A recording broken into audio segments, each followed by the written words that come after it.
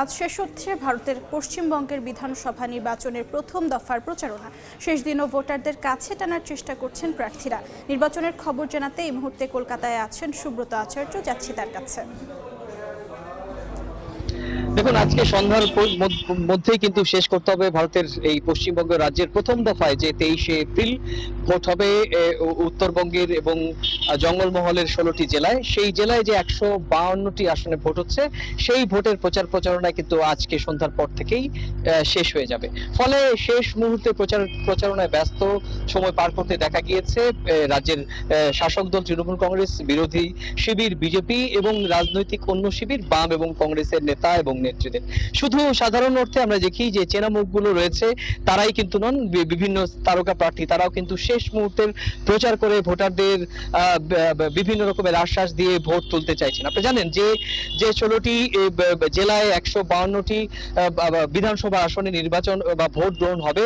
সেই ভোটের যে নিরাপত্তা, সেই নিরাপত্তার ক্ষেত্রে কিন্তু এবার সর্বোচ্চ নিরাপত্তা ব্যবস্থা নিয়েছে নির্বাচন কমিশন। প্রায় 2,500 কোম্পানি অর্থাৎ প্রায় 2.5 লাখ কেন্দ্রীয় বাহিনী মোতায়েন করা হচ্ছে।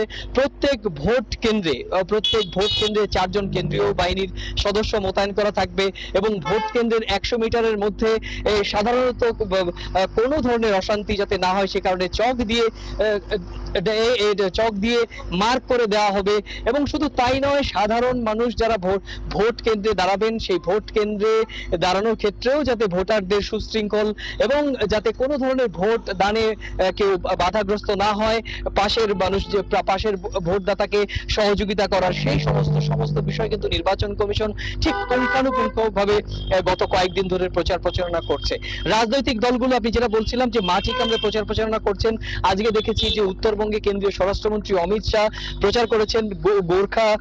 গোর্খাদের তিনি সব সমস্যার সমাধান করবেন বলেছেন। যে বিজেপি যদি রাজ্যে ক্ষমতায় আসে 6 মাসের মধ্যে গোর্খাদের যে প্রত্যাশিত চাওয়া সেটি পূরণ করা হবে। এবার একই রকম ভাবে মমতা বন্দ্যোপাধ্যায়, রাজ্যের মুখ্যমন্ত্রী, তৃণমূল কংগ্রেসের সভানেত্রী, তিনিও কিন্তু পরপর 4টি নির্বাচনী সভায় অংশ নিচ্ছেন। ইতিমধ্যে তিনি কিন্তু মেদিনীপুরে একটি সভা করেছেন। সেখানেও কিন্তু আমরা দেখেছি যে বিজেপি এবং বিজেপি সরকারের বিরুদ্ধে নির্বাচন কমিশনকে কাজে লাগিয়ে কিরকম যেন প্রকারণ তৃণমূল রাজ্যে ক্ষমতায় আসার যে প্রবণতা, চাপ, সেই চাপ তৈরি করেছে। তৃণমূল কংগ্রেসের নেতা নেত্রীদের অনাহুত গ্রেপ্তার করা হচ্ছে ইডি সিবিআই লাগিয়ে।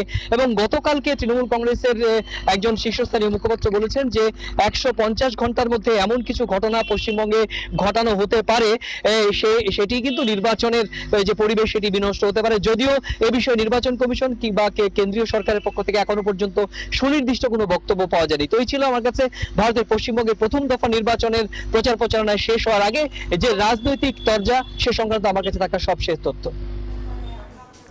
যুক্ত ছিলাম ভারতের কলকাতায়।